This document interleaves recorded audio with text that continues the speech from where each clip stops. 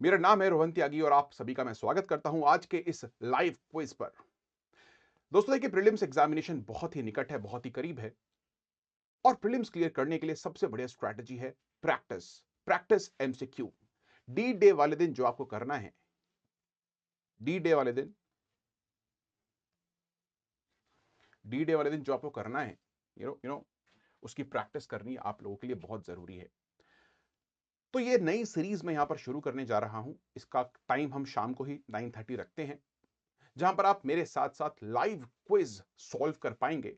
और जो क्वेश्चंस हैं वो वेरियस फील्ड से होंगे, स्टैटिक पार्ट से भी होंगे, करंट अफेयर से भी होंगे, एक्सेट्रा। तो सबसे पहले आपको करना क्या है, आपको स्टडी आईक्यू की ऐप डाउनलोड करनी है, उसको खोलना है और स्टडी आईक्यू की ऐप में अगर आप जाते हैं तो आपको एक ऑप्शन दिखता है क्विज का। यू विल गो एंड यहां पर आप देखेंगे क्विज का आपको ऑप्शन दिखता है, क्विज का ऑप्शन। और जब आप इस क्विज वाले ऑप्शन में जाते हैं, स्टैट्स में जाते हैं, तो आप यहां पर देख पाएंगे एक नया क्विज। उस क्विज का नाम आर टी लाइव में रखवाने वाला हूं। वैसे भी आपको एक क्विज दिख रहा होगा, इस टाइम पे वो क्विज लाइव है। तो आप मेरे साथ साथ उस क्विज को सॉल्व कर पाएंगे। आज मैं अपनी स्क्रीन पर ये जो मेरी फोन की स्क्रीन है इसको प्रोजेक्ट नहीं कर पाऊंगा because of some technical glitch, but कल से हम डे 2 से ये डेफिनेटली करने वाले हैं। तो दोस्तों इस चैलेंज को शुरू करते हैं, एमसीक्यू चैलेंज को शुरू करते हैं। और सबसे पहला क्वेश्चन जो आपके सामने आ रहा है वो ये है, consider the following statement regarding the oceanic trenches. These are the deepest part of the oceans. These trenches are steep-sided narrow basins. These are associated with active volcanoes and earthquakes. Tonga Trench is the deepest trench discovered in the world. तो बताइए क्या answer है? इस question को आप select करके इसका answer click कर सकते हैं अपनी ऐप के अंदर। अभी मैं वो आपको दिखा नहीं पा रहा हूं, बट बहुत जल्द आपको दिखाऊंगा। तो देखिए, ट्रेंचेस समझते हैं इस कॉन्सेप्ट को। देखिए, ओशियानिक ट्रेंचेस वहां पर बनती हैं जहां दो प्लेट्स एक दूसरे से टकराती, कन्वर्जेंट प्लेट बाउंड्री होती है, वहां पर ये ट्रेंचेस क्रिएट होती हैं, खास रूप से सबडक्शन जोन के आसपास। और यहां पर ओशन ओशन कन्वर्जेंस जहां पर होता है वहीं पर आपको ट्रेंचेस देखने को मिलती हैं। देखिए, वर्ल्ड की डीपेस्ट ट्रेंच मैरियाना ट्रेंच है एंड उस ट्रेंच में डीपेस्ट पॉइंट कौन सा है? जी हां दोस्तों, चैलेंजर डीप। लेकिन जी हां, तो फोर्थ स्टेटमेंट बिल्कुल गलत हो जाती है। Fourth statement is totally false. Hence you can eliminate three options. Answer आपको यहां पर ए दिख ही गया, आंसर ए होना चाहिए। सिर्फ एक स्टेटमेंट से, सिर्फ एक स्टेटमेंट से। देखिए, टोंगा ट्रेंच के बारे में आपको कुछ बताना चाहूंगा। टोंगा ट्रेंच सदर्न हेमिस्फीयर की डीपेस्ट ट्रेंच है। आपके सामने एक मैप आपको दिखता है और यहां पर आपको सारी ट्रेंचेस देखने को मिलती है। टोंगा ट्रेंच के साथ साथ आपको यहां पर गाइज मैरियाना ट्रेंच भी देखने को मिलती है। तो ये आपको यहां पर मैरियाना ट्रेंच देखने को मिल रही है। This is the Mariana trench that is the deepest in the world. दूसरी स्टेटमेंट्स को भी एनालाइज कर लेते हैं। These are the deepest part of the oceans, बिल्कुल सही बात है, they are the deepest part of the oceans. These trenches are steep sided narrow basins. जी हाँ, बिल्कुल सही बात है, वैलीज की तरह ये होती हैं बेसिकली, तो स्टीप साइड होती है इनमें। And they are associated with active volcanoes. जी हाँ दोस्तों, जहां पर भी कन्वर्जेंट प्लेट बाउंड्रीज रहेगी वहां पर एक्टिव वॉल्केनोस जरूर होंगे। तो तीनों स्टेटमेंट ठीक हैं, answer will be A. I hope कि आपने अपनी ऐप में इस क्विज को किया होगा और फर्स्ट क्वेश्चन को अटेम्प्ट यहां पर किया होगा। फाइन, तो आपने ये कर लिया होगा, तो इट्स क्वाइट इंपॉर्टेंट। तो अपनी ऐप में जाकर क्विज सेक्शन में स्टडी है, क्योंकि ऐप में तो देखिए, आज मैं डेफिनेटली लाइव क्विज इसलिए नहीं कर रहा क्योंकि आज मैं आपको मौका दे रहा हूं कि आप इस ऐप को इंस्टॉल करेंगे और डेली बेसिस पर मेरे साथ इन लाइव क्विजेस को सॉल्व करेंगे। तो यहां पर हजारों बच्चे सॉल्व करेंगे क्विजेस को, तो आपको आपका स्कोर डेली बेसिस पर यहां पर पता चलेगा। दोस्तों, आगे पढ़ने से पहले मैं आपको बता दूं कि जी हां, independence day, sorry Republic day, माफ कीजिएगा, रिपब्लिक डे सेल हमने शुरू कर दी है आप लोगों के लिए। और दोस्तों, ये सेल आज से शुरू हो चुकी है। अगर आपको P2I फाउंडेशन बैच में एडमिशन लेना है, फाउंडेशन बैचेस में, तो ये बेस्ट टाइम है यार लेने का। अगर यू आर टारगेटिंग 2025, अगर आप टारगेट करते हैं 2024 का प्रीलिम्स, तो आपके लिए DBT disciplined based test series रहेगी, जहां पर आप यूपीएससी के मॉक टेस्ट दे पाएंगे। और दोस्तों, अगर आप पूरा कोर्स फटाफट से कवर करना चाहते हैं 2024 के लिए, तो SIP success in prelims is the best for you. यहां पर आप यूज कर सकते हैं मेरा कोड RT लाइव। जी हां दोस्तों। अच्छा, नेक्स्ट क्वेश्चन के ऊपर आएंगे। ये क्वेश्चन होता है, क्या कहता है, consider the following statement regarding the Drake's passage. तो 1 सेकंड का समय मैं आपको देता हूं just to look what is Drake's passage. इस क्वेश्चन को पढ़िए and let's look at the answer. Then पढ़ के बताइए what will be the answer. बताइए।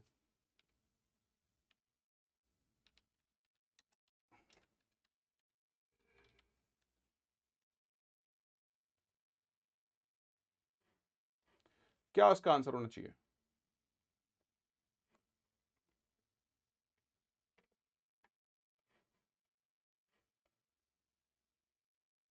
बताइए। देखिए, क्वेश्चन बात करता है ड्रेक्स पैसेज की। अब ड्रेक्स पैसेज है क्या? What is Drake's passage? देखिए, समुद्री रास्ते यानी कि ओशंस के अंदर, सीज के अंदर जो रूट्स हैं, उसमें से एक बहुत ही इंपॉर्टेंट रूट है ड्रेक्स पैसेज। और अगर मैं आपको मैप दिखाऊं आपके सामने, आई थिंक आपके स्क्रीन पर आपको अभी करंटली एक मैप यहां पर दिख रहा होगा। I will just show you this map and it is on your screen now. आप देख सकते हैं दोस्तों, ये जो मैप है, यहां पर है Cape Horn. Cape Horn southern most point है साउथ अमेरिका का, और एंटार्क्टिका का ये शेटलैंड आइलैंड है। इसके बीच में ये है ड्रेक्स पैसेज, जो अटलांटिक ओशन को जोड़ता है पैसिफिक ओशन के साथ। किसके साथ? पैसिफिक ओशन के साथ। दोस्तों, ड्रेक्स पैसेज के साथ साथ यहां पर दो और रास्ते हैं। देखो, ये टेरा डेल फ्यूगो नाम का आइलैंड आपको दिखता है, this is Tierra del Fuego, और इसके बीचों बीच ये चैनल आपको दिखती है, ये आपकी मैजेलन स्ट्रेट है। ठीक है, और इसके नीचे जो छोटा सा रास्ता एक और दिखता है, ये बीगल चैनल है। तो यार, ये statement, the body of water between Cape Horn, Chile, Chile country आपको दिखती है, अर्जेंटीना, ये अर्जेंटीना, ये चिले है, तो ये आइलैंड जो है वो चिले का है और इधर वाला अर्जेंटीना का है। And South Shetland Island of Antarctica, ये बिल्कुल ठीक बात है। It lies to the south of Strait of Magellan, ये बात भी बिल्कुल ठीक है। And hence guys the answer is C. तो आई होप गाइस कि आपके फोन में, आपकी ऐप में स्टडी आई, क्योंकि आपने इस क्वेश्चन को भी मार्क किया होगा। मेरे साथ साथ आप इस क्वेश्चन को मार्क कर रहे हैं और इसकी एक्सप्लेनेशन सुन रहे हैं एंड साथ में अपनी गलतियों को एनालाइज कर रहे हैं। Getting my point? अच्छा, नेक्स्ट क्वेश्चन पर आते हैं। एक और क्वेश्चन ज्योग्राफी से है, क्योंकि ज्योग्राफी के क्वेश्चंस काफी आए थे लास्ट ईयर प्रीलिम्स में। यू नो, ज्योग्राफी एनवायरनमेंट मिला के 45 क्वेश्चंस के अबाउट आए थे। तो क्वेश्चन कहता है, on 22nd of December the sun shines vertically over the Tropic of Cancer and the monsoon trough is a high pressure zone. बताइए इसका क्या क्या आंसर होगा? देखिए, मॉनसून बारिश के साथ एसोसिएटेड है, और हाई प्रेशर कभी भी बारिश के साथ एसोसिएटेड नहीं होता। हाई प्रेशर एसोसिएट होता है डेजर्ट्स के साथ। सब ट्रॉपिकल हाई प्रेशर एरिया में ही डेजर्ट्स है, मोस्टली सब ट्रॉपिकल। तो monsoon trough high pressure zone कैसे हो सकता है? It defies logic, hence statement 2 तो गलत हो ही जाती है। बात है 22 की। क्या 22 को ट्रॉपिक ऑफ कैंसर इंडिया से निकलती है? आपको पता है इंडिया की कौन कौन सी स्टेट्स हैं? Gujarat, Rajasthan, Madhya Pradesh, Chhattisgarh, Jharkhand, waste Bengal, Tripura and Mizoram. क्या बिल्कुल ट्रॉपिक ऑफ कैंसर के ऊपर होगा? नहीं। अगर होता तो भाई दिसंबर में इंडिया में गर्मी पड़ रही होती, बट दिसंबर में गर्मी होती है ऑस्ट्रेलिया में, साउथ अमेरिका में, साउथ अफ्रीका में। हेंस गाइस, 22 दिसंबर को sun shines vertically overhead on Tropic of Capricorn. तो both the statements are wrong, hence the answer my dear friends is D, neither. बहुत अच्छा, बहुत बढ़िया। तो गाइस, आई होप कि आप इस क्वेश्चन को सॉल्व किया है आपने अपने ऐप में। ऐप में मिल गया आपको, ऐप में क्विज मिल गया होगा आपको। लेटेस्ट क्विज जो दिख रहा है आपको, यही वो क्विज है। अच्छा, नेक्स्ट बात करते हैं दोस्तों पार्टिसिपेटरी नोट्स के बारे में। तो एक बहुत ही खूबसूरत क्वेश्चन है इकोनॉमिक्स से, देखते हैं कौन इसको सही से आंसर करता है। तो गाइस, आई होप कि आप इसका आंसर सही देंगे। पढ़ लीजिए क्वेश्चन को, उसके बाद हम थोड़ा बहुत पी नोट्स के बारे में डिस्कशन करेंगे। चलिए बताइए, what is the answer? The underlying Indian security, देखिए the underlying Indian security instrument may be a debt और एन इंडेक्स, ठीक बात है जी। They are financial instrument required by investor to invest in Indian securities after having registered with SEBI, ठीक है, Securities and Exchange Board of India, और participatory notes के through investors anonymously take position in the Indian market. अच्छा देखिए, पहले समझते हैं कि ये पार्टिसिपेटरी नोट क्या भला है, what is a participatory note. देखिए, आज के समय पर share markets, equity market, it is quite important. Economics, अगर आप देखें मैक्रो इकोनॉमिक्स की बात करें तो शेयर मार्केट की, इक्विटी मार्केट की स्टेबिलिटी बहुत ही इंपॉर्टेंट है। तो अगर for example there is this guy who is from USA, एक सिटीजन है यूएस का, और वो इंडिया में शेयर्स खरीदना चाहता है, इंडिया की कंपनीज अच्छी ग्रो कर रही हैं, और एक इंडियन सिटीजन है यहाँ पर who wants to buy this share. तो जो इंडियन सिटीजन है उसको सेबी के थ्रू पहले रजिस्टर करना पड़ेगा, आपको भी रजिस्टर करना पड़ता है, पैन नंबर देना पड़ता है अपना, और उसके बाद जाकर आप शेयर्स खरीद सकते हैं बीएसई में।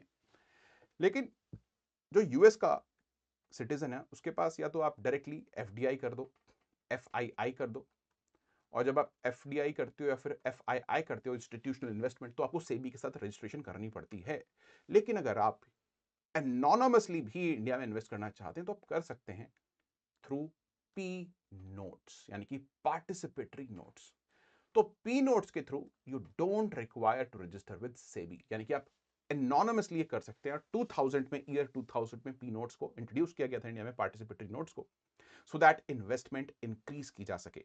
अभी रीसेंट टाइम्स में पी नोट से आती हुई इन्वेस्टमेंट थोड़ी सी कम हो चुकी है, लेकिन दोस्तों आपको हकीकत बताऊं तो इंडिया का जो ब्लैक मनी है वो घूम के पी नोट्स के थ्रू इंडिया में इन्वेस्ट किया जाता है।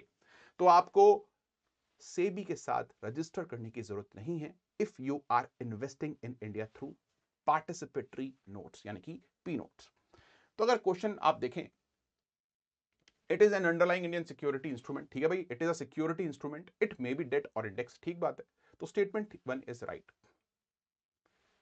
They are financial instrument required by investor to invest in Indian securities after having registered with, नहीं, you don't need to register with SEBI, anonymously आप यहां पर इन्वेस्ट कर सकते हैं, और आप एनोनिमसली यहां पर पोजीशंस ले सकते हो, शेयर्स खरीद सकते हो।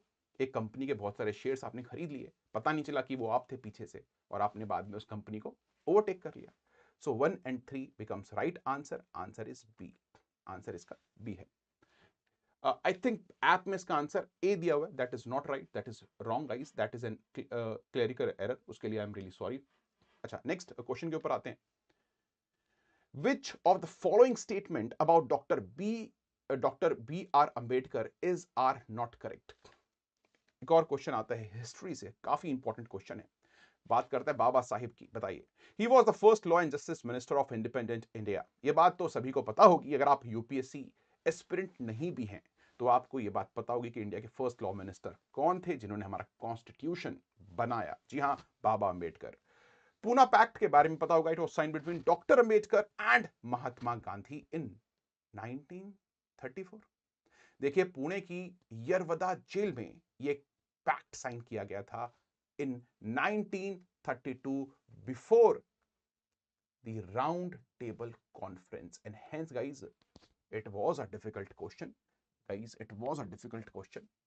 देखिए, कल से क्या करूंगा मैं, अभी आज पीपीटी के ऊपर आपको क्वेश्चंस दिख रहे हैं, कल से आपको फोन की स्क्रीन डायरेक्टली दिखेगी अपने उस पर, और आप साथ साथ में क्वेश्चन सॉल्व करेंगे, ठीक है। तो स्टेटमेंट 2 गलत हो जाती है। एंड ही स्टैब्लिश्ड वशीकृत हितकारिणी सभा, ये बिल्कुल ठीक बात है। 1 and 3 आर करेक्ट, आंसर इसका हो जाता है C, the answer is C. Perfect है जी। नेक्स्ट क्वेश्चन पर आते हैं, और एक क्वेश्चन है, इकोनॉमिक्स के बाद हमने हिस्ट्री की बात करी, हिस्ट्री के बाद पॉलिटी के ऊपर आ रहे हैं। Which of the following is correct regarding the parliament's power to reorganize these states? देखिए, इंडियन कॉन्स्टिट्यूशन में पहले आप ये बताइए कि कौन सा article is related to the power of reorganisation of state. बताइए। देखिए, ये आर्टिकल नंबर 3 है बेसिकली। आर्टिकल नंबर 3 अगर आप पढ़ेंगे तो कॉन्स्टिट्यूशन आर्टिकल 3 के थ्रू पार्लियामेंट को पावर देता है, पार्लियामेंट को पावर देता है 5 चीज करने की। पहला, एक नई स्टेट बनाने की, नई स्टेट बनाई जा सकती है by parliament through a bill, by separating two states और सेपरेटिंग सिंगल स्टेट, या फिर गाइस यूनाइटिंग टू स्टेट्स। दूसरा, एरिया को इंक्रीज किया जा सकता है किसी भी स्टेट की, और डिक्रीज भी किया जा सकता है एरिया को, और गाइस नेम्स को ऑल्टर किया जा सकता है, और बाउंड्रीज को भी ऑल्टर किया जा सकता है। और ये आर्टिकल नंबर 3 के अंदर 4 पावर्स हैं ऑफ द पार्लियामेंट, एंड ये सब पार्लियामेंट कर सकता है थ्रू अ बिल। और ये बिल जो पार्लियामेंट में इंट्रोड्यूस किया जाएगा, it should first have a prior consent of president, यानी कि सिर्फ गवर्नमेंट, यानी कि जो रूलिंग पार्टी है, गवर्नमेंट है, वो इस बिल को इंट्रोड्यूस कर सकती है पार्लियामेंट में। और सिंपली पुट, प्रेसिडेंट को इस बिल को स्टेट लेजिस्लेचर्स को रेफर करना है। अब स्टेट लेजिस्लेचर का क्या रिस्पॉन्स आता है, दैट डज नॉट मैटर। तो ये आर्टिकल 3 है। तो all of these 3 you can see here, answer is basically D. तो आर्टिकल 3 है गाइस ये कॉन्स्टिट्यूशन का, याद रखिएगा, answer is D. Very good, बहुत ही सिंपल क्वेश्चन था। अगर आपने बेसिक लक्ष्मीकांत पढ़ी है तो आप इस क्वेश्चन को सॉल्व कर सकते हैं। अच्छा, नेक्स्ट क्वेश्चन के ऊपर आते हैं फटाफट से। With reference to economy, what is the difference in difference methodology, बताइए। देखिए, इकोनोमेट्रिक्स और क्वांटिटेटिव रिसर्च में ये डिफरेंस इन डिफरेंसेस मेथडोलॉजी है, जिसमें 2 ग्रुप्स होते हैं, सैंपल साइज होते हैं, और उनके ऊपर देखा जाता है, एक कॉज लगाया जाता है और उसका इफेक्ट देखा जाता है, और उन इफेक्ट्स को देखा जाता है कि क्या डिफरेंस है। तो that is the difference in difference methodology. So एक स्टैटिस्टिकल टेक्निक है used to estimate the effect of specific intervention. यानी कि देखिए, एक ग्रुप ए है, एक ग्रुप बी है ना, आपने दोनों में सेम इंटरवेंशन लगाई। फॉर एग्जांपल, ग्रुप ए था, 100 लोग थे, ग्रुप बी था, 100 लोग थे, अलग अलग सोशियो इकोनॉमिक बैकग्राउंड थे। आपने इन 100 लोगों को सभी को हजार हजार हजार रुपए की सब्सिडी दी, इन लोगों को भी हजार हजार हजार रुपए की सब्सिडी दी, ग्रुप बी वाले लोगों को। अभी ये 1000 रुपए की सब्सिडी उनकी लाइफ को कैसे चेंज करती है, तो ग्रुप ए और ग्रुप में क्या डिफरेंस है of this subsidy that is being given, that is the difference in differences method. तो आंसर इसका बी है। थोड़ा सा डिफिकल्ट क्वेश्चन है, खास रूप से उन लोगों के लिए जो टेक्निकल बैकग्राउंड से नहीं आते हैं इकोनॉमिक्स के, बट सबके लिए ऐसा ही है। अच्छा, एक और क्वेश्चन आता है हिस्ट्री से इकोनॉमी के बाद। Consider the following statement regarding the Rowlatt Act 1919 passed during the British rule। देखिए, वर्ल्ड वॉर 1 के बाद की बात है, जब इंडियन लेजिस्लेटिव काउंसिल ने इस बिल को इनैक्ट किया। और देखिए, इस बिल का असली नाम था, आपको पता होना चाहिए, एनार्किकल एंड रेवोल्यूशनरी एक्ट। और ये एक्ट ने क्या किया, ये एक्ट बेसिकली जो इमरजेंसी प्रोविजंस में प्रिवेंटिव डिटेंशन के लॉस थे, इमरजेंसी प्रोविजंस में जो प्रिवेंटिव डिटेंशन के लॉस थे, उसको नॉर्मल कंडीशंस में पूरे भारत पर अप्लाई कर दिया। बताइए इसका आंसर क्या है, tell me the answer.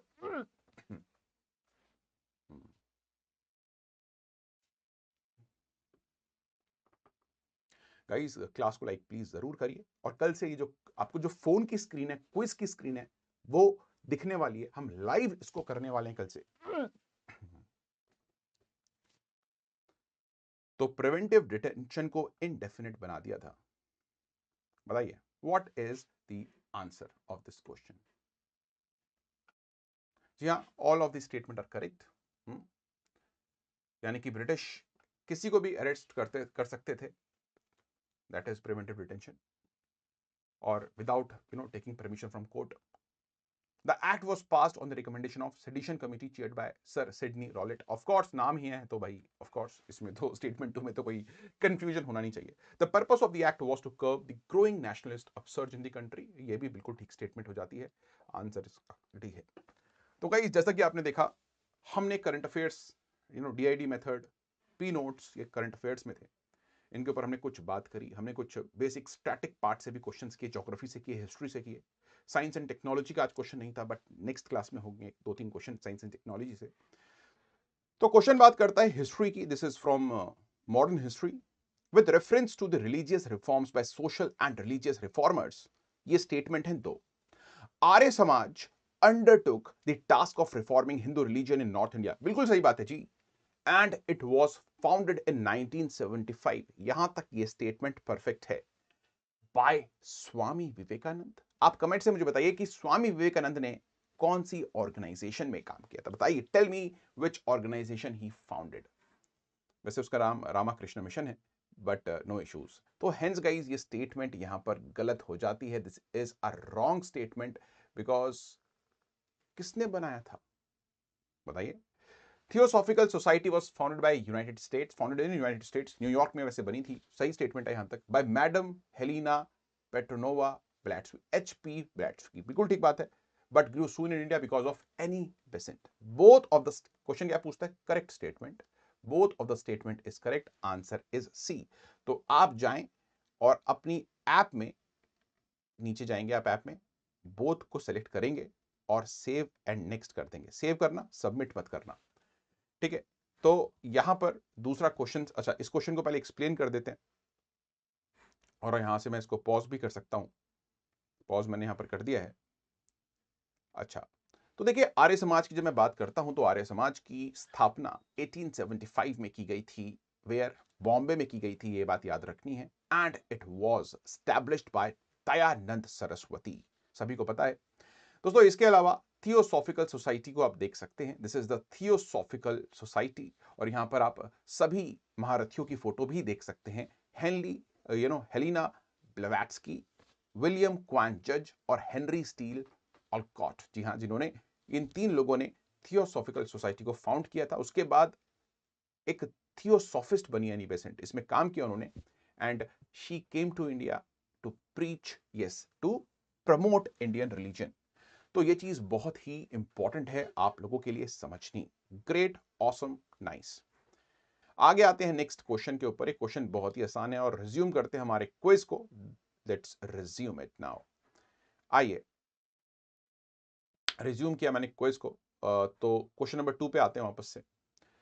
Consider the following statement about the outer planets. They are also called gas giants planets और जोवियन प्लैनेट्स. ठीक है जी, बिल्कुल सही स्टेटमेंट मुझे यहां पर दोस्तों ये लगती है.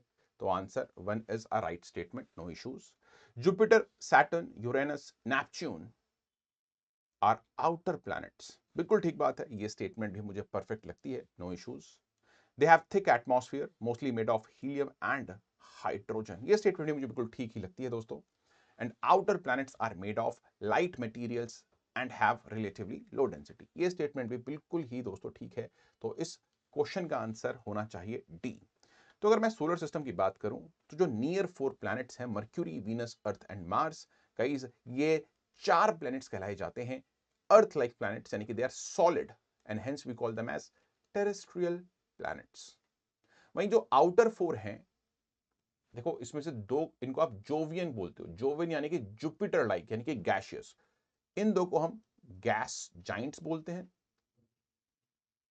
और इनको हम आइस जाइंट्स बोलते हैं, यूरेनस एंड नेपच्यून को. सो बिल्कुल सही वो क्वेश्चन था. जो स्टेटमेंट्स थी सारी सही थी. तो गाइज यहां पर आप आएंगे ऐप पर और डी आंसर सेव कर देंगे, नेक्स्ट कर देंगे और आपके सामने आया नेक्स्ट क्वेश्चन. देखो चलो, क्वेश्चन बात करता है. As per provisions of which of the following treaties East India Company was granted the Diwani rights. Diwani rights to collect taxes. जी हां, दीवानी राइट्स क्या होते हैं. अगर आपको दीवानी राइट्स मिल गए during the British period, during the medieval modern period, you can collect taxes on behalf of Mughal emperor from the eastern province of Bengal, Bihar and Odisha. बताइए कौन सी 2 wars थी. Battle of Buxar. If you remember guys, important है. Battle of Buxar के बाद तो कौन कौन सी treaties हैं. 4 ट्रीटीज हैं. तो बताइए क्या आंसर है इसका. देखिए इसका आंसर है basically C, treaty of Allahabad. देखिए ये बहुत ही लॉजिकल क्वेश्चन है. लॉजिकल क्वेश्चन इसलिए है क्योंकि बहुत ही आसान क्वेश्चन है. देखिए अमृतसर में ऑफ कोर्स मुगल एम्परर का राज नहीं था उस टाइम पे, रंजीत सिंह जी थे. ट्रीटी ऑफ पुरंदर और बेसीन दोनों महाराष्ट्र के अंदर हुई थी, तो ये मराठास के साथ एसोसिएटेड होना चाहिए. Hence guys the answer is C. तो मैं आपको यहां पर ये बता दूं जो ट्रीटी ऑफ पुरंदर है वो 1776 में साइन की गई थी मराठा एम्पायर और ब्रिटिश ईस्ट इंडिया कंपनी के बीच में। मैं लिख देता हूं आप लोगों के लिए so that you have the idea. 1776। वहीं ट्रीटी ऑफ बेसीन आपको पता होना चाहिए, it was signed in 1802 between Bajirao two and East India Company 1882। Treaty of Allahabad जो हमारे क्वेश्चन का आंसर है, this treaty was signed in 1765। जी हां, इलाहाबाद में ऑफ कोर्स प्रयाग में जो आज के टाइम पर है, between Shah Alam two the Mughal emperor and Robert Clive from East India Company. ये समझ लें जी। ट्रीटी ऑफ अमृतसर 1846 में साइन की गई थी बिटवीन द किंग और the ruler of Jammu Kashmir Raja Gulab Singh and the British East India Company after first Anglo-Sikh War। तो guys इसका आंसर सी है, इलाहाबाद। अच्छा, नेक्स्ट कर दिया मैंने। क्वेश्चन नंबर 4 पर आएंगे। क्वेश्चन नंबर 4 बात करता है पॉलिटी से। क्वेश्चन है भाई, पॉलिटी के क्वेश्चन बहुत फंसाते हैं। ये भी क्वेश्चन ऐसा ही है। देखो ध्यान से पढ़ना क्वेश्चन को, मैं हिंट दे रहा हूं आपको। This is the hint. Read the question wisely and easily. ठंडे दिमाग से पढ़ो क्वेश्चन को, फिर इसका सही आंसर डेफिनेटली दो।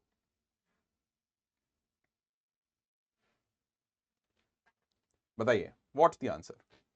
Constitution of India declares India as union of state. दोस्तों आर्टिकल नंबर 1 हमारे कॉन्स्टिट्यूशन का क्या कहता है? यही तो बात कहता है, इंडिया यूनियन ऑफ स्टेट्स। तो ये स्टेटमेंट मुझे बिल्कुल परफेक्ट लगती है, मुझे कोई इसमें प्रॉब्लम नहीं दिखती है।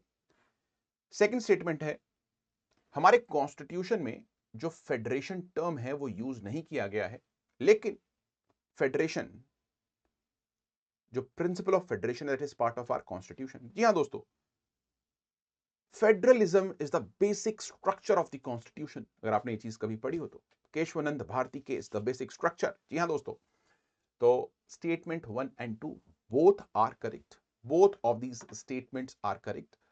एंड क्वेश्चन बात करता है which of the above statement are incorrect? None. तो आंसर डी है। तो मैंने आपको पहले ही हिंट दी थी कि थोड़ा सा ध्यान से पढ़िएगा, बिकॉज क्या पूछा गया है वो जरूरी है, वो जरूरी है जानना। ठीक है, अच्छा तो अच्छा आएंगे दोबारा से नेक्स्ट क्वेश्चन पर आएंगे। जी हाँ, एक सेकंड आप रुकिएगा। फोर्थ क्वेश्चन के बाद let's come to the question number 5। तो पांचवा क्वेश्चन आपके सामने है। Consider the following statement about judicial review. Judicial review की ये बात करता है क्वेश्चन। देखिए, judicial review is the power given by the constitution of India for check and balances.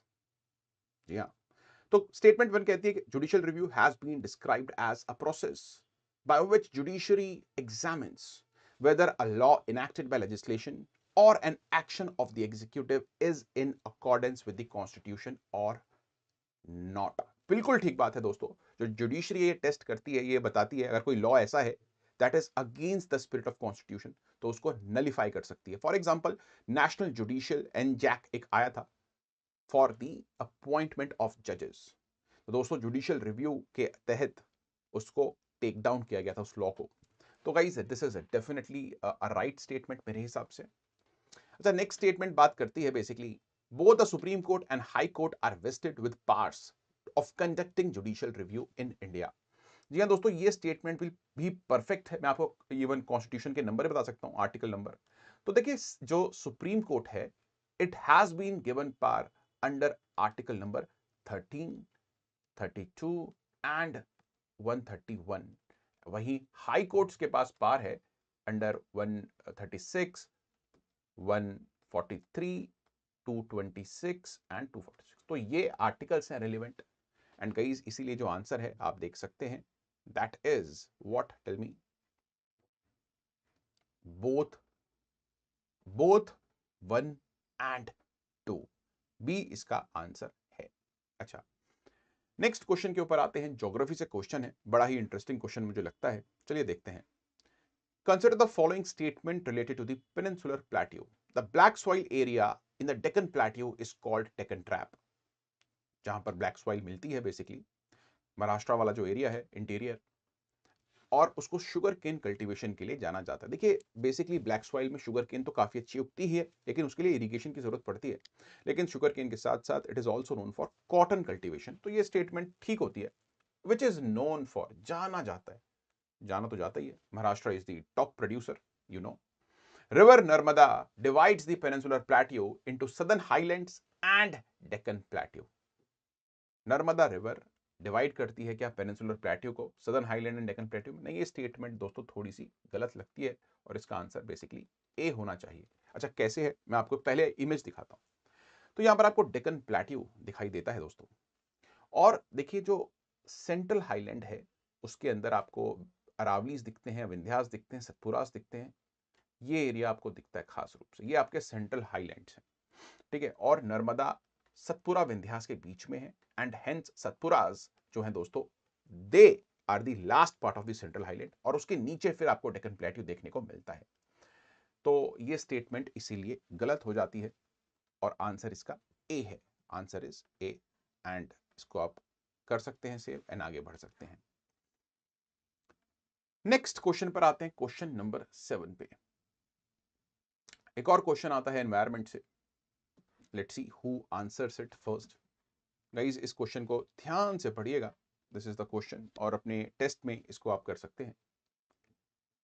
Consider the following statement related to the types of glacier. Antarctica and Greenland are almost entirely covered with thick ice sheets. The thickness of these sheets goes up to thousands of meters. बताइए। हाँ जी ये true है, ये statement आप देख सकते हैं, इतने अरबों सालों से वहां पर बर्फ पड़ रही है। So this statement is true, no doubt. Continental glaciers can be defined as streams of flowing ice that move from high mountainous regions and confined within the steep valleyed walls. ये भी स्टेटमेंट दोस्तों बिल्कुल ठीक लग रही है। बताइए continental glacier क्या होते हैं, व्हाट आर दी। देखिए ये माउंटेनियस ग्लेशियर्स होते हैं। कॉन्टिनेंटल ग्लेशियर्स जरूरी नहीं है कि वैलीज के अंदर हो, वैलीज के अंदर माउंटेनियस ग्लेशियर्स होते हैं, जैसे कि गंगोत्री यमुनोत्री जो इंडिया में है। हेंस ये स्टेटमेंट गाइस मुझे गलत लगती है, इसका आंसर ए होना चाहिए, एंड इसका आंसर ए है आई थिंक। अच्छा तो ये स्टेटमेंट यहां पर खत्म होती है, ये क्वेश्चन यहां पर खत्म होता है। 8th क्वेश्चन पर आते हैं, और क्वेश्चन बात करता है which of the following pairs are matched correctly. एक तरफ आर्कियोलॉजिकल साइट दी है, एक तरफ स्टेट दी है। बताइए शिव सागर वेस्ट बंगाल, राखीगढ़ी हरियाणा, धोलावीरा गुजरात, हस्तिनापुर उत्तर प्रदेश। देखिए ये बात सभी को पता है कि हस्तिनापुर जो है वो उत्तर प्रदेश में है, महाभारत से कनेक्टेड है, तो क्यों नहीं पता होगा लोगों को। और धोलावीरा भी बहुत ही इंपॉर्टेंट साइट है गुजरात की। तो I think 3rd and 4th के बारे में सभी को पता था, तो आप इजीली यहाँ पे इस तरह से एलिमिनेशन कर सकते हैं। बट जो शिव सागर है that is not in West Bengal, that is in Assam. जी हाँ, it is located in Assam. तो गाइज ये गलत है, 2, 3 and 4 are right. Answer my dear friends is B. तो यहां पर आप बी को सेलेक्ट कर सकते हैं, कोई इशू नहीं है। तो guys let's come to the next question, 9th question पर आएंगे, और ये क्वेश्चन थोड़ा सा करंट अफेयर से है और एनवायरमेंट एंड इकोलॉजी से है, जो बहुत ज्यादा पसंद है यूपीएससी को, यहां से क्वेश्चन काफी सारे बनते हैं। तो tell me the answer guys, what is the answer. Consider the following statement regards to net zero. It is a state where a country's emissions are compensated by absorption and removal of greenhouse gases from the atmosphere. देखिए simple बात यह है कि net zero पहले समझो है क्या। मान लीजिए आपके पास एक फैक्ट्री है, उस फैक्ट्री का आउटपुट कार्बन डाइऑक्साइड का 100 किलो है। 100 किलो कार्बन डाइऑक्साइड वो ईच ईयर एमिट करती है एक फैक्ट्री इन दी सराउंडिंग्स। अब उस फैक्ट्री के प्रेमाइस में आप लोग पेड़ लगा देते हो, एफॉरेस्टेशन कर देते हो। अब ये पेड़ क्या करेंगे, फोटोसिंथेसिस, और इस फोटोसिंथेसिस में my dear friends carbon dioxide will be absorbed. अब आपने इतने सारे पेड़ लगा दिए कि दीज ट्रीज, दी जो वेजिटेशन है, ये 100 किलो कार्बन डाइऑक्साइड को एब्सॉर्ब कर रही है ईच ईयर। तो आपका नेट एमिशन कितना हुआ, 0। तो इसको कहते हैं जीरो एमिशन। तो ये स्टेटमेंट 1 बिल्कुल परफेक्ट है। Net zero goal has been incorporated my dear friends in the Paris agreement. नहीं दोस्तों, नेट जीरो का गोल नहीं है। ठीक है, कंट्रीज देखिए अपने आप से आईएनडीसीज के अंदर नेट जीरो का टारगेट लेकर चल रहे हैं। आप बताइए इंडिया का क्या टारगेट है नेट जीरो का, बताइए, tell me in the comment box. India के आईएनडीसी अभी रिसेंटली रिवाइज किया गया है, tell me. Bhutan where absorption is more than carbon emission. देखिए भूटान के अंदर बहुत ज्यादा ट्रीज हैं, वहां की इकोनॉमी इतनी डेवलप नहीं है, इतनी इंडस्ट्रियलाइज नहीं है, रोड ट्रांसपोर्ट इतना डेवलप नहीं है, तो उनका जो आउटपुट है बेसिकली कार्बन डाइऑक्साइड का एमिशंस हैं, they are very low as compare to their absorption, because trees बहुत हैं, जंगल बहुत है। तो ये बिल्कुल ठीक बात है, स्टेटमेंट 3 इज परफेक्ट राइट, बिल्कुल ठीक है, बट ये रॉन्ग है। तो 1 and 3 is correct and answer is B. ठीक है, तो आंसर बी है आपका। आप देख सकते हैं, इसको आप सेव एंड सबमिट कर दीजिए। एंड ये आपका टेस्ट है, हमने 2 बार में टेस्ट लिया है इसमें, अगली बार से मैं इसकी लिमिट बढ़वा दूंगा आई थिंक। ठीक है, तो मैंने अटेम्प्ट जितने किए हैं ऑल आर। तो ये फर्स्ट क्वेश्चन आपके सामने है, मैं आपको यहां स्क्रीन पर भी ये क्वेश्चन दिखा देता हूं। तो क्वेश्चन ये रहा, पढ़ लीजिए इस क्वेश्चन को, पढ़ते हैं साथ में मिलके, चलिए। This parliamentary committee classify bills and allocates time for the discussion on bills and resolution। तो एक ऐसी कमेटी है पार्लियामेंट में जो बिल्स और रेजोल्यूशन के ऊपर डिस्कशन करती है। This is a special committee in Lok Sabha headed by deputy speaker, while Rajya Sabha does not have any such committee. Which of the following committees is described in the passage given above? देखिए 4 committees के यहां पर नाम है। अच्छा, इस question का जो आंसर है मैं आपको बता दूं, इसका आंसर है by the way B, committee on private member bill. देखिए बिल की बात हो रही है, ठीक है, तो प्राइवेट मेंबर्स भी बिल इंट्रोड्यूस कर सकते हैं, ऑल्दो उनके जो बिल्स हैं 99.99% ऑफ द टाइम्स रिजेक्ट हो जाते हैं, they are not accepted. Yes और नो? सो ऑप्शन बी इसका आंसर है। तो यहां पर आपको क्लिक करके इसको सेव एंड नेक्स्ट कर देना है, तो आपका नेक्स्ट क्वेश्चन आएगा। तो दोस्तों चलिए इस क्वेश्चन की एक्सप्लेनेशन जानते हैं। देखिए अगर हम पार्लियामेंट्री कमिटीज की बात करते हैं, if you talk about the parliamentary committees, तो पार्लियामेंट्री कमिटीज आप कह सकते हैं कि 2 मेजर टाइप्स की होती हैं। The first is standing committees. Standing committees यानी कि बेसिकली ये वो कमिटीज हैं जो कि परमानेंट होती हैं, दे आर बेसिकली परमानेंट। और दूसरी एड हॉक, नाम से आपको समझ में आ रहा होगा, they are ad hoc, they are not permanent, यानी कि जब जरूरत होती है as required they are created, they are formed as required when required. ठीक है, तो उसका एग्जांपल जैसे मैं एड हॉक कमेटी का एग्जांपल देता हूं, तो कमिटी ऑन एथिक्स है एक, वो एक एड हॉक कमिटी है। ठीक है, कमिटी ऑन एमपी लैड्स है, आपको पता होगा एमपी लैड्स यानी कि आपको एक स्कीम है बहुत ही important, member of parliament local area development scheme, MP LAD scheme, इसके बारे में पढ़ लीजिएगा, काफी इंपॉर्टेंट स्कीम है। वहीं परमानेंट कमिटीज भी आप कह सकते हैं 3 तरह की हैं। पहली जो है वो है आपकी PAC, पब्लिक अकाउंट कमिटी, जिसमें 22 मेंबर्स होते हैं, 7 राज्यसभा से और 15 लोकसभा से, एंड 7 PAC। फिर होती है PUC, पब्लिक अंडरटेकिंग कमिटी, इसके अंदर भी 22 मेंबर होते हैं, 15 लोकसभा से एंड 7 राज्यसभा से। और इसी तरह से एस्टिमेट्स कमिटी भी होती है दोस्तों, जो कि जिसमें 30 मेंबर्स होते हैं ओनली फ्रॉम लोकसभा।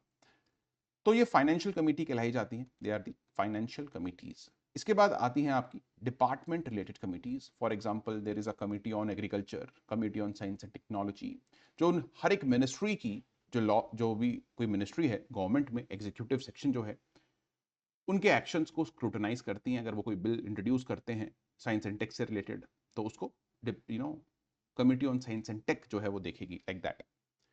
इसके बाद लास्टली अदर कमिटीज होती हैं, और जो क्वेश्चन है इसमें जो 4 कमिटीज हैं ये अदर कमिटी में आती हैं। For example general purpose committee है, जिसकी हेड सुमित्रा महाजन जी हैं, MP हैं वो। ठीक है, ऐसे ही committee on private member bill है, एक्सेट्रा। तो ये जो 4 कमिटीज दे रखी हैं आपके क्वेश्चन में, ये इसमें आती हैं, तो please do remember this thing, very important. ठीक है, तो इस क्वेश्चन का आंसर बी हो जाता है दोस्तों। दोस्तों आगे बढ़ते हैं, बात करते हैं नेक्स्ट क्वेश्चन की। क्वेश्चन नंबर 2 आपके सामने आ गया है, और ये जो क्वेश्चन है ये थोड़ा सा हिस्ट्री से रिलेटेड है एंड पॉलिटी से भी रिलेटेड है। अच्छा क्वेश्चन है, देखते हैं इस क्वेश्चन के ऊपर।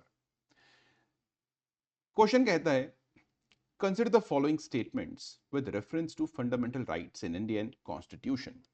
स्टेटमेंट 1 बात करती है, Motilal Nehru committee has demanded a bill of rights as far back as in 1928। देखिए इसके पीछे बहुत ही अच्छी स्टोरी है। स्टोरी ये है कि इंडिया में जब साइमन कमीशन आई, और साइमन कमीशन के अंदर आपको पता होगी जब वो आई थी तो सेक्रेटरी ऑफ स्टेट थे उस समय के, लॉर्ड ब्रिकनहेड। उन्होंने बोला था कि Indians they are so incapable कि वो एक कॉन्स्टिट्यूशन नहीं बना सकते। तो जो उन्होंने चैलेंज दिया इंडियंस को, उसके लिए इंडिया के अंदर एक ऑल पार्टी कॉन्फ्रेंस कराई गई, जिसके अंदर एक कमिटी क्रिएट की गई टू ड्राफ्ट दी कॉन्स्टिट्यूशन। और मोतीलाल नेहरू जी उस कमिटी के हेड थे, जो जवाहरलाल नेहरू जी के पिताजी थे। और उन्होंने 1928 में कॉन्स्टिट्यूशन बनाकर ये पूरे देश के सामने प्रेजेंट किया था। लखनऊ सेशन हुआ था, ऑल पार्टी कॉन्फ्रेंस का लखनऊ सेशन हुआ था, जहां पर ये कॉन्स्टिट्यूशन, ड्राफ्ट कॉन्स्टिट्यूशन उनकी कमिटी द्वारा, जी हाँ, सबमिट किया गया था। दोस्तों जो ये कॉन्स्टिट्यूशन था, इसको आप नेहरू रिपोर्ट कहते हैं, नेहरू रिपोर्ट। और नेहरू रिपोर्ट की अगर मैं बात करूं तो उसमें कुछ इंपॉर्टेंट तत्व थे। पहली चीज तो ये थी कि there was a bill of rights. उस टाइम पे फंडामेंटल वर्ड यूज नहीं किया गया था, बिल ऑफ राइट्स किया गया था कि there should be a bill of rights. तो आपकी फर्स्ट स्टेटमेंट इसी वजह से ठीक हो जाती है। Secondly, there should be a federal government. उस कॉन्स्टिट्यूशन में फेडरल गवर्नमेंट थी। और दोस्तों सुप्रीम कोर्ट सेटअप होना चाहिए, वो भी उसमें उस कॉन्स्टिट्यूशन में बोला गया था। और अगर आप देखें आज के समय पर, तो जो भारत का आज का कॉन्स्टिट्यूशन है, जिसके लिए आज का दिन 26 जनवरी हम बनाते हैं, तो दोस्तों उसमें ये तीनों ही फीचर्स आपको देखने को मिलते हैं। यस। अच्छा, सेकंड स्टेटमेंट पर आते हैं। The word fundamental suggests that these rights are so important that the Constitution has separately listed them and made special provisions for their protection. ये भी बिल्कुल ठीक बात। देखिए, fundamental rights are fundamental to the constitution. हमारे constitution का वो fundamental part है। फाइन, इसीलिए they are called as fundamental. तो hence guys the answer is basically C. इस क्वेश्चन का आंसर हो जाता है। तो यहां पर भी आप you can click on C, save it, and next question पर आप मूव ऑन कर सकते हैं। अच्छा, नेक्स्ट क्वेश्चन बात करता है ज्योग्राफी से क्वेश्चन है। और आपको पता है कि लास्ट ईयर 2023 में ताबड़तोड़ बहुत सारे क्वेश्चन ज्योग्राफी से आए थे। तो थोड़ा सा फोकस ज्योग्राफी पे करते हैं। With reference to Mediterranean type of climate consider the following statement. दो स्टेटमेंट दी गई हैं। It occurs along the east coast of the continents in subtropical latitudes between 30 degrees and 40 degree latitude। देखिए map को देखिए ध्यान से। ये पूरा का पूरा जो येलो पार्ट आपको दिखता है highlighted, it is the Mediterranean climate.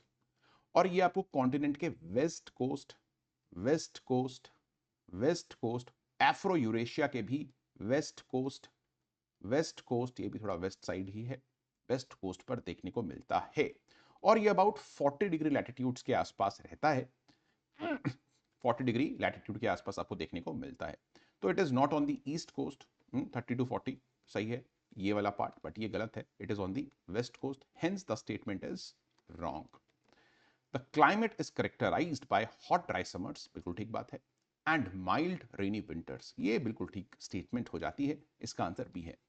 देखिए अगर आप देखें इस एरिया को, तो देखिए मेडिटेरेनियन क्लाइमेट बनता है शिफ्टिंग ऑफ प्रेशर बेल्ट्स की वजह से। और इस शिफ्टिंग ऑफ प्रेशर बेल्ट्स की वजह से गर्मियों के समय पर इस रीजन में चलती हैं ट्रेड विंड्स। और ट्रेड विंड्स होती हैं लैंड टू सी, जिसकी वजह से ये ड्राई होती हैं, बारिश नहीं होती समर्स में। वहीं विंटर्स में जब प्रेशर बेल्ट शिफ्ट होती हैं, तो ये रीजन आ जाता है दोस्तों किसमें, वेस्टर्लीज के जोन में। एंड जब वेस्टर्लीज चलती हैं, they move from sea to land and hence bringing moisture and rainfall। तो एक बहुत ही इंपॉर्टेंट फीचर है ये। यहाँ पर आपको पता है कि विटीकल्चर काफी फेमस है, वाइन मेकिंग काफी फेमस है, टैंजरीन्स, ऑलिव ऑयल, ये सब यहाँ पर उगाया जाता है। और मेडिटेरेनियन डाइट जो है वो डॉक्टर्स बहुत बार रिकमेंड करते हैं for heart patients, for BP, for hypertension etcetera. जी हाँ दोस्तों, तो आंसर इसका बी हो जाता है। तो यहाँ पर आप क्लिक कर सकते हैं अपनी ऐप में और इसको सेव कर सकते हैं। ठीक है। अच्छा, मैं दूसरी एक चीज आपको बताना चाहूंगा दोस्तों। आप सभी के फोन में आज के समय पर there is a option of split view. अगर आप फोन में क्लास देख रहे हैं, लैपटॉप में देख रहे हैं, तो कोई इशू नहीं है, आप दो टैब्स खोल सकते हैं। एक टैब में क्लास चल रही है यूट्यूब पर, और एक फोन में आपका क्विज चल रहा है लाइव।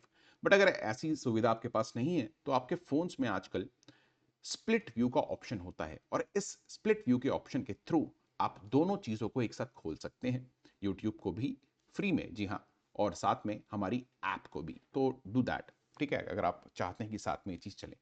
अच्छा, फोर्थ क्वेश्चन पर आते हैं, क्वेश्चन नंबर 4, इसकी बात करते हैं। जी हाँ, क्वेश्चन नंबर 4 कहता है, ये हिस्ट्री से क्वेश्चन है, तेलंगाना पीसेंट अपराइजिंग के बारे में क्वेश्चन है। Telangana pheasant uprising. Telangana peasant movement started in mid 1946 and continued till 1951। जी हाँ दोस्तों, ये स्टेटमेंट बिल्कुल ठीक है, आप देख सकते हैं तेलंगाना रेबिलियन, इसको तेलंगाना सयुद्ध प्रोतम भी कहते हैं, बिल्कुल ठीक डेट्स मेंशन्ड हैं, और it was a basically communist rebellion. The objective of the movement was concerned with the whole of the peasantry against illegal and excessive extraction by rural feudal aristocracy। बिल्कुल ठीक बात है दोस्तों, जो बेसिकली रूरल एरियाज में land owners थे, जमींदार थे, उनके अगेंस्ट ये रेबिलियन चालू हुआ था दोस्तों। तो दोनों स्टेटमेंट ठीक हैं, and answer hence is C. C दोस्तों इसका आंसर हो जाता है, तो आप सेव कर सकते हैं सी को एंड नेक्स्ट पे क्लिक कर सकते हैं। अच्छा, नेक्स्ट क्वेश्चन पर आते हैं, question number 5, fifth question. Again ये क्वेश्चन ज्योग्राफी का है। क्वेश्चन की फर्स्ट स्टेटमेंट कहती है, Alps and Andes are famous mountain ranges located in South America and Europe respectively. तो एल्प्स साउथ अमेरिका में है, रिस्पेक्टिवली लिखा हुआ है, एंड एंडीज यूरोप में है। ये स्टेटमेंट वोकैबुलरी का खेल है बाय द वे, बट ये स्टेटमेंट गलत हो जाती है, बिकॉज जो एल्प्स हैं वो यूरोप में है, एंड एंडीज जो है वो साउथ अमेरिका में है। अगर मैं आपको फोल्ड माउंटेन वर्ल्ड्स के दिखाऊं दोस्तों, तो ये हैं आपके एंडीज, जो कि वर्ल्ड की लॉन्गेस्ट माउंटेन रेंज है ऑन लैंड। समुद्र के अंदर अगर आप देखें तो mid Atlantic ridge is the longest mountain range, और इसकी टॉलेस्ट पीक की अगर मैं बात करूं तो अर्जेंटीना में माउंट अकॉनकाग्वा है। Mount Aconcagua is the tallest peak of South America and the Andes Mountain। वहीं दोस्तों एल्प्स की बात देखें, एंडीज क्यों बने हैं, नास्का प्लेट और, जी हाँ, साउथ अमेरिकन प्लेट के टकराने से ये बने हैं। वहीं अगर आप यूरोप में देखें, अफ्रीकन प्लेट और यूरोपियन प्लेट के टकराने की वजह से बने हैं एल्प्स, ये भी फोल्ड माउंटेन्स हैं, और इसकी हाईएस्ट पीक है मॉन्ट ब्लैंक। क्या है दोस्तों, मॉन्ट ब्लैंक, जी हाँ, आपको याद रखना है, मैं लिख देता हूं यहां पर। अच्छा, मॉन्ट ब्लैंक बड़ा ही फेमस भी है, बिकॉज इसके ऊपर इंडिया का एक बार झंडा था, उसको प्रोजेक्ट किया गया था मॉन्ट ब्लैंक के ऊपर, so it was in news, so it is quite important for you to understand. तो आप देख सकते हैं एल्प्स जो हैं वो कहाँ पर हैं, वो यूरोप में है, एंड एंडीज साउथ अमेरिका में है, hence statement one is wrong. Second statement कहती है कि Aravallis are the oldest fold mountain system in the one of the oldest. जी हाँ दोस्तों, ये भी परफेक्ट, देखो ये अरावलीज, ये हिमालयाज दिखते हैं आपको, these are the Aravallis.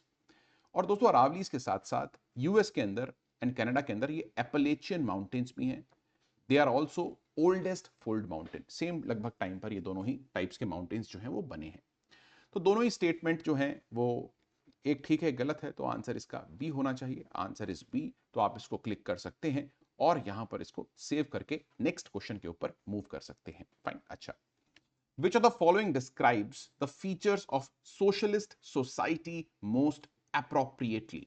Socialist society क्या होती है? देखिए, सोशलिज्म एक ऐसी आइडियोलॉजी है जिसने पूरी दुनिया को एक समय पर हिलाकर रख दिया था, और हमारे जो रेवोल्यूशनरीज थे फ्रीडम मूवमेंट के टाइम पर, most of them became socialist उस टाइम पर। अच्छा, ये जरूरी भी है आइडियोलॉजी, बिकॉज एक्सट्रीम कैपिटलिज्म जब आएगा, उसको वापस लाने के लिए, रियलिटी चेक देने के लिए सोशलिज्म की जरूरत है। तो मुझे लगता है कि सारी आइडियोलॉजीज जो है वो होनी चाहिए। अच्छा, तो सोशलिस्टिक सोसाइटी के अंदर basically everything is controlled by basically government. In reality, practically बता रहा हूं, you know, it is done.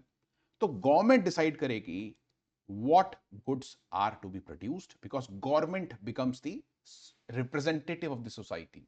तो आंसर इसका सी होना चाहिए। Please understand this thing, the goods produced are distributed amongst the people on the basis of purchasing power. ये तो capitalistic society है, जिसकी जितनी परचेजिंग पावर, वो उतना सामान खरीद सकता है, उतने ज्यादा होर्डिंग कर सकता है, जो उसका मन है वो खरीद सकता है भाई। The government and the market together decides the production. नहीं, गवर्नमेंट और market is a mixed economy. For example आज इंडिया में ऐसा कुछ है, ठीक है, तो this is a mixed economy. C is the right answer, और इसका आंसर आप सी क्लिक करके इसको सेव कर सकते हैं एंड नेक्स्ट पर क्लिक कर सकते हैं। अच्छा, 7th क्वेश्चन के ऊपर आते हैं। ये एक और क्वेश्चन बड़ा ही इंपॉर्टेंट है। ऐसे ही क्वेश्चन पूछा गया था 2019 में, और काफी लोग जो थे उन्होंने गलत किया। आजकल क्वेश्चन भी ऐसे ही आ रहे हैं यूपीएससी के।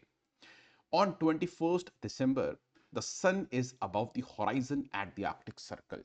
अच्छा, देखिए 21 दिसंबर को होता है विंटर सोल्स्टिस। विंटर सोल्स्टिस होता है 21 दिसंबर को। 21 दिसंबर को होता है विंटर सोल्स्टिस। और विंटर सोल्स्टिस के दौरान क्या होता है, मैं आपको सिचुएशन दिखाता हूं। This is the winter solstice. आप देख सकते हैं sun rays are creating a 90 degree angle at tropic of Capricorn. ये ट्रॉपिक ऑफ कैप्रिकॉन आपको दिखती है, ये रही, यहां लिखा भी हुआ है ट्रॉपिक ऑफ कैप्रिकॉन, देख सकते हैं। तो 90 डिग्री एंगल यानी कि sun is overhead at tropic of Capricorn. और अगर आप आर्कटिक सर्कल को देखें तो यहां पर 24 घंटे 24 आवर्स ऑफ नाइट आपको नजर आती है। यहां पर सन होगा ही नहीं rise, there is a 24 hours of night. वहीं एंटार्क्टिक सर्कल में सन हमेशा होराइजन के, होराइजन यानी क्षितिज जहां पर आसमान और जमीन मिलती हैं उसके हमेशा ऊपर रहेगा, और आपको एंटार्क्टिक सर्कल में 24 आवर्स ऑफ डे दिखाई देने वाला है। 24 आवर्स ऑफ डे दिखाई देने वाला है।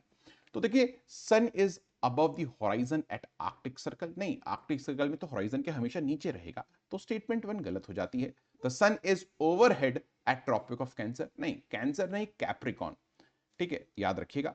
The sun never rises in the Arctic circle, ये बिल्कुल ठीक स्टेटमेंट है। आर्कटिक सर्कल में हमेशा रात रहेगी। The sun is overhead at noon. देखो नून ऐसे ही डाला हुआ है, नून यानी कि 12 बजे के करीब पर, एट ट्रॉपिक ऑफ कैप्रिकॉन, ये ठीक है बिल्कुल। तो यहां पर दो स्टेटमेंट राइट हैं, hence guys the answer becomes what, 2 correct. Answer is B. Answer क्या बन जाता है दोस्तों, आंसर बन जाता है बी। तो आपका आंसर है बी। तो आप सेव एंड सबमिट जब इसको क्लिक करेंगे, तो चलिए दोस्तों बिना किसी देरी के आते हैं क्वेश्चन नंबर 1 पर। दूसरी चीज ये है कि आपको दोनों साइड्स पर सेम क्वेश्चंस देखने को मिलेंगे, बिकॉज ऐप भी दिखानी जरूरी है, लाइव चल रहा है क्विज, और साथ में यहां पर आपको देखने को मिलेगा वही क्वेश्चन बड़े में लिखा हुआ। चलिए तो शुरू करते हैं। फर्स्ट क्वेश्चन आपके सामने है, हिस्ट्री से एक क्वेश्चन है दोस्तों। अच्छा, फर्स्ट क्वेश्चन बात करता है कुतुबुद्दीन ऐबक की। फर्स्ट स्टेटमेंट कहती है कि Qutubuddin Aibak was a Turkish slave who had risen to high rank in Mohammad Ghori's army. तो फर्स्ट स्टेटमेंट में मुझे कोई प्रॉब्लम नहीं दिखती है। I think the first statement is right. Second statement बोलती है Aibak was first independent Muslim ruler of northern India and was given the title Lakh Bakhsh. ये भी बिल्कुल ठीक स्टेटमेंट है, और इसका आंसर इसलिए सी होना चाहिए। तो आपको यहां पर क्लिक करना है ऐसे, और इसको सेव कर देना है, ठीक है। तो इस तरह से आप इसको सेव कर सकते हैं, और उसके बाद सेकंड क्वेश्चन पर आप मूव कर सकते हैं। देखिए अगर कोई क्वेश्चन नंबर चेंज करना है तो आप यहां जाके क्वेश्चन नंबर 1 पर वापस जा सकते हैं, ऐसे यूं, ठीक है। तो आप यहां से नेविगेट कर सकते हैं। आइए समझते हैं दोस्तों कुतुबुद्दीन ऐबक के बारे में। देखिए कुतुबुद्दीन ऐबक जनरल थे मोहम्मद घौरी की आर्मी में। जी हां, मोहम्मद घौरी जिनके बहुत सारे नाम थे, जैसे कि मुइज उद्दीन इब्न सैम, चैंपियन ऑफ इस्लाम भी उनको कहा जाता था, सुल्तान गाजी या फिर सिकंदर अल थानी यानी कि सेकंड सिकंदर उनका नाम था मोहम्मद घौरी का। और बैटल ऑफ तरेन में आपको पता ही है कि पृथ्वीराज चौहान, अब तो मूवी भी बन गई है, वो हार गए थे बैटल ऑफ तरेन, जिसके बाद मोहम्मद घौरी इंडिया के रूलर बने। उन्होंने अपनी जो यू नो रिस्पॉन्सिबिलिटी थी वो वापस चले गए अफगानिस्तान, बट अपनी जगह बिठा गए, जी हां दोस्तों, कुतुबुद्दीन ऐबक, और इसको हम मामलुक या फिर स्लेव डायनेस्टी कहते हैं। So Qutubuddin Aibak was the first independent North Indian ruler. Definitely ये सही है, कोई इसमें प्रॉब्लम नहीं है। तो ये क्वेश्चन होता है। आइए बात करते हैं सेकंड क्वेश्चन की। तो सेकंड क्वेश्चन पे आते हैं। सेकंड क्वेश्चन बात करता है mayor is elected as the head of municipal cooperation and act as a link between state government and councillors. देखिए जो म्युनिसिपल कोऑपरेशन होती है, हम्म, उसमें कुछ काउंसिलर्स होते हैं, और उन काउंसिलर आपस में ही एक मेयर को चुनते हैं, और दोस्तों यस, जो मेयर है वो काउंसलर्स की बात स्टेट लेजिस्लेचर से करता है and act as a link, ये बिल्कुल ठीक बात है, इसमें कोई शक है नहीं। Urban centre with more than 30,000 and less than 100,000 inhabitants has a नगर पंचायत। तो यार ये जो स्टेटमेंट है ये थोड़ी सी गलत है। क्यों गलत है इसके बारे में मैं आपको बताता हूं। नगर पंचायत कहां बनती है, आई विल टेल यू। सो इसका आंसर होना चाहिए ए। इसका आंसर है बेसिकली ए। क्यों है बताता हूं। देखिए देखिए, जब आप अर्बन लोकल बॉडीज की बात करते हैं तो सबसे पहले तो आपके पास थोड़ी सी हिस्टोरिकल नॉलेज होनी चाहिए। हिस्टोरिकल नॉलेज क्या है? देखिए, भारत की जो फर्स्ट म्यूनिसिपल कॉर्पोरेशन थी, फर्स्ट म्यूनिसिपल कॉर्पोरेशन जो भारत में बनी थी, वो कहां बनी थी, कोई बता सकेगा? जी हां दोस्तों, 1688 में मद्रास में बनी थी। मद्रास में बनी थी।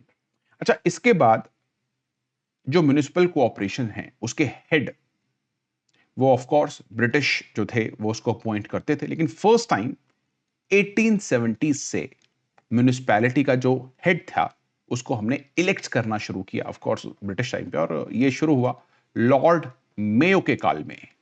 लॉर्ड मेयो के काल में। और उसके बाद आपको पता ही है भारत में 73rd constitutional amendment act and 74th constitutional amendment act. देखिए, ये रूरल लोकल बॉडीज के लिए था एंड 74th जो था वो अर्बन लोकल बॉडीज के लिए था। देखिए, भारत में अगर हम अर्बन लोकल बॉडीज की बात करें तो 3 स्टेजेस पर आपको देखने को मिलती हैं। सबसे पहले होती है म्यूनिसिपल कोऑपरेशन, जैसे कि दिल्ली के अंदर इसको आप नगर निगम बोलते हैं, दिल्ली नगर निगम, आजकल तो ऐड भी आता है इसका, ठीक है। तो यहां पर बेसिकली 1 मिलियन या उससे बड़ा अगर सिटी है जिसमें एटलीस्ट 1 मिलियन पॉपुलेशन है या फिर उससे ज्यादा है, तो वहां पर एक नगर निगम फॉर्म होती है। इसके अलावा दोस्तों म्युनिसिपल काउंसिल होती है, और जो म्युनिसिपल काउंसिल है उसके अंदर उसको आप नगर पालिका बोलते हो।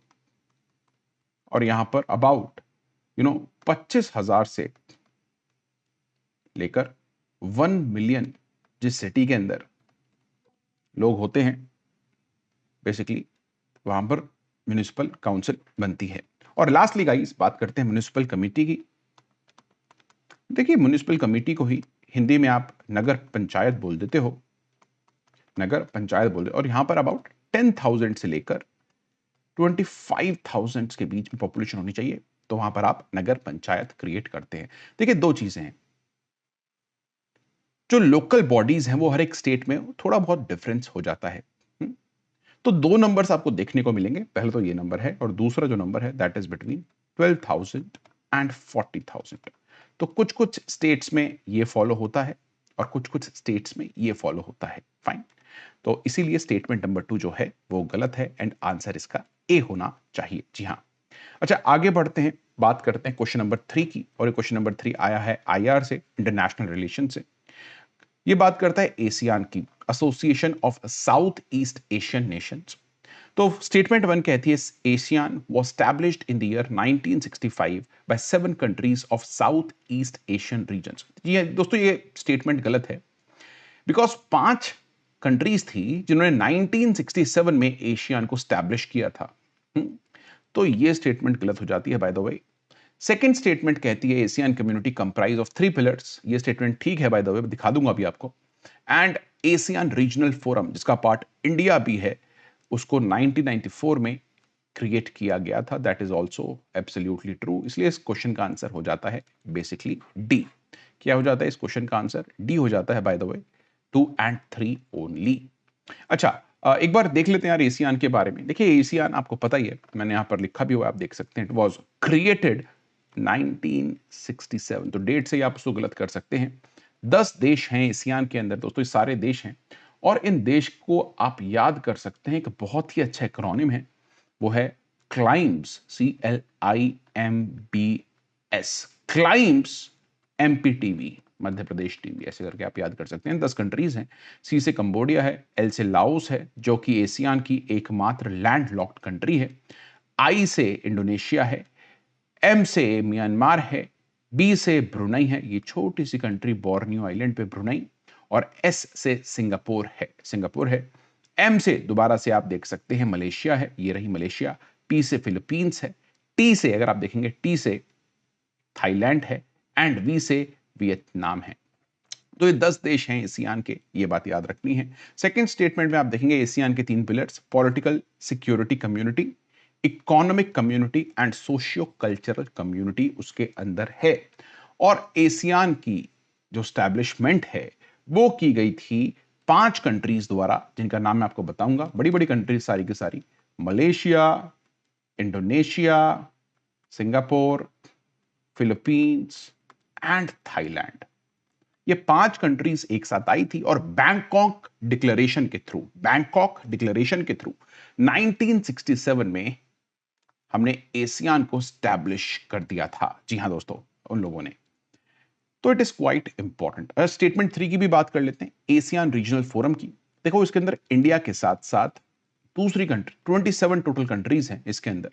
इंडिया है, बांग्लादेश है, चाइना है, साउथ कोरिया है, ऑस्ट्रेलिया है, न्यूजीलैंड है, जापान है, एक्सेट्रा। ये मेन कंट्रीज हैं जो इस रीजनल फोरम के अंडर हैं।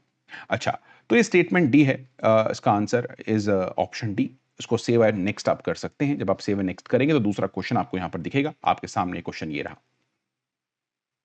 With reference to literature during Gupta period तो स्टेटमेंट 1 कहती है the Gupta period marks the beginning of writing of the literature known as Vedas. और ये बात सभी को पता है कि जो वेदास हैं दोस्तों, दैट आर वेरी ओल्ड। जो ऋग्वेदा है that is more than 1500 to 2000 BC old. So of course guys, ये बिल्कुल ही रॉन्ग स्टेटमेंट हो जाती है। स्टेटमेंट नंबर 2 बात करती है कि कालिदास जो कि गुप्ता पीरियड में एक बहुत बड़े राइटर थे, जिनको शेक्सपियर ऑफ द ईस्ट भी बोला जाता है, लेकिन मेरे को लगता है कि शेक्सपियर को बोलना चाहिए कालिदास ऑफ द वेस्ट। चलिए कोई नहीं। तो Kalidas works is that the characters of higher caste speak in Sanskrit. बिल्कुल ठीक बात है। जो उनके प्लेस थे, कालिदास के जो वर्क था, पोएम्स थी, उसमें हायर कास्ट संस्कृत में वार्तालाप करती थी, और जो लोअर कास्ट है that and women speaks in Prakrit. जी हाँ दोस्तों, ये भी ठीक स्टेटमेंट है। इसका आंसर इसलिए बी हो जाता है। Answer is B. देखिए कालिदास जी जो थे, उनके कुछ इंपॉर्टेंट प्लेज हैं जिनके बारे में आपको बताना चाहूंगा, जैसे कि कुमार संभव है, ठीक है, रघुवंशा है, अभियान शकुंतलम है, मालविका अग्निमित्रम है और विक्रमोत्स्यम है। जी हाँ, ये कुछ इंपॉर्टेंट उनकी राइटिंग्स हैं जिनके बारे में आपको पता होना चाहिए दोस्तों। अच्छा, नेक्स्ट क्वेश्चन के ऊपर आएंगे। बहुत ही लेटेस्ट क्वेश्चन है दोस्तों, देखते हैं। ज्योग्राफी प्लस करंट अफेयर्स है, कौन इसको सही करता है। चलिए क्वेश्चन आपके सामने है, let's see who does this question. Ayodhya is located on the banks of river Saryu. यहां तक ये स्टेटमेंट बिल्कुल ठीक है।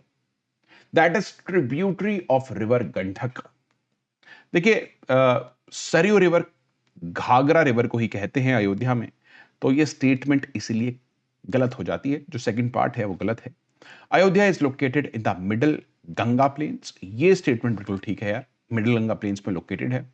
And Ayodhya comes under earthquake zone 3, नहीं, it comes under zone 4। Himalayas का जोन लगभग 5 है, जोन 4 जो है तेराई एरियाज और वो जो एरियाज हैं वो सारा जोन 4 है, और अयोध्या इसलिए जोन 4 के अंदर है दोस्तों। ये बात आपको याद रखनी है, और इसलिए ओनली वन स्टेटमेंट करेक्ट है। आंसर इसका ए होना चाहिए, and hence the answer is a. तो सेव एंड नेक्स्ट करेंगे, आगे चलते हैं। आप देख सकते हैं, मैं पहले आपको अयोध्या का यहाँ पर फोटो दिखा दूं। ये अयोध्या है, और ये घाघरा रिवर, इसको सरयू कहा जाता है दोस्तों, आप देख सकते हैं यहाँ पर।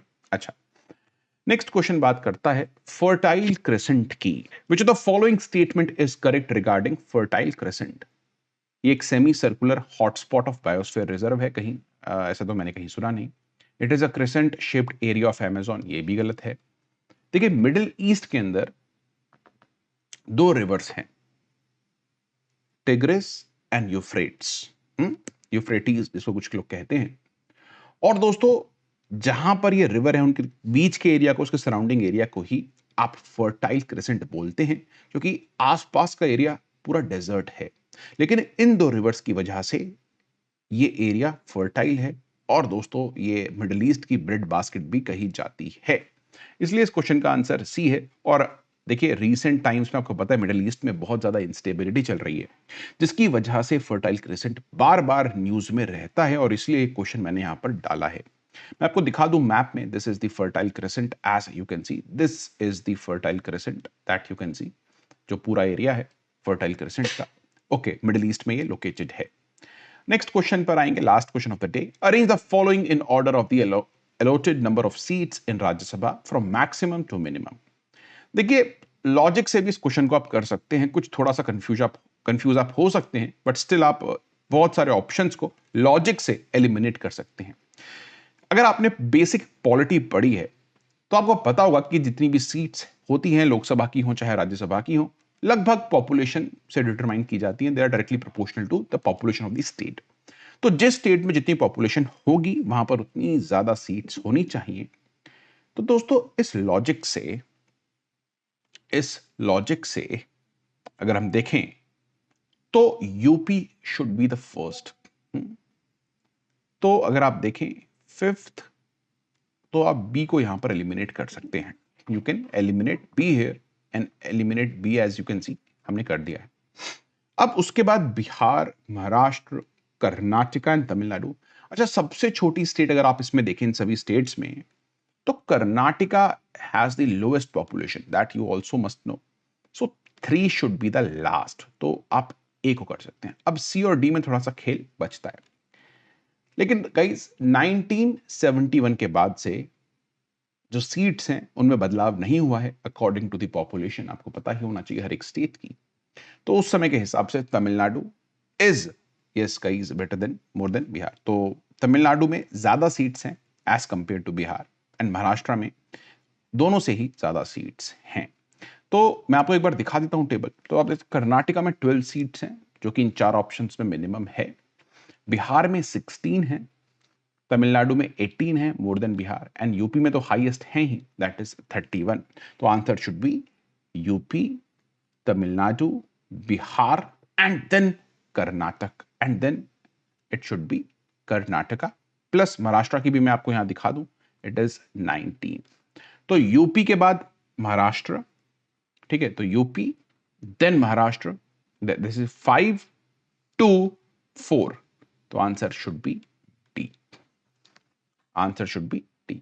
तो आप अपने साइड में ऐप पर इस क्वेश्चन को देख सकते हैं, ये रहा। यहां पर मैं इसको जाऊंगा, डी सेव करूंगा, सबमिट करूंगा, एंड टेस्ट को मैंने सबमिट किया। तो आप देख सकते हैं कौन सा रॉन्ग आया है, I don't know, but this is what it is. ठीक है, सो क्विज थोड़ा सा डिफिकल्ट था दोस्तों, मैं मानता हूं, बट यूपीएससी लेवल का क्विज था। आई होप कि आपको ये क्विज करने में आया होगा मजा। जी हाँ। अच्छा, आगे बढ़ने से पहले मैं आपको बताना चाहूंगा एक बहुत ही इंपॉर्टेंट खबर, और वो ये है कि आज लास्ट डे है दोस्तों सेल का। देखिए यहां पर आप जाकर बुक सेक्शन में जाइएगा, और सेट ऑफ 18 बुक्स आज लोएस्ट प्राइस पर अवेलेबल हैं। यहां पर जाना है और आपको बाय नाउ पर क्लिक करना है। और अगर आप चाहते हैं कि आपको लोएस्ट प्राइस पर ये बुक्स मिले, तो आपको क्लिक कर कर यहां पर कोड अप्लाई करना है, RT लाइव। दोस्तों इस कोड के साथ साथ आपको 2 दिनों में ये बुक्स डिस्पैच भी कर दी जाएंगी। तो आप देख सकते हैं this is the lowest price. देखिए इन सभी बुक्स से आपके सारा का सारा जो सिलेबस है वो कवर हो जाएगा, and hence these are the best resource for UPSC. अच्छा, इसके साथ साथ दोस्तों आपको बताना चाहूंगा मैं कि हमारे सभी कोर्सेज पर last day of the sale में हेवी डिस्काउंट्स चल रहे हैं। So this is the time you should go for it. जी हाँ दोस्तों। So with that thing in mind guys, bye, take care, and आपसे मुलाकात होगी दोबारा से मंडे को in the quiz, live quiz. Bye guys, take care, and I will meet you soon.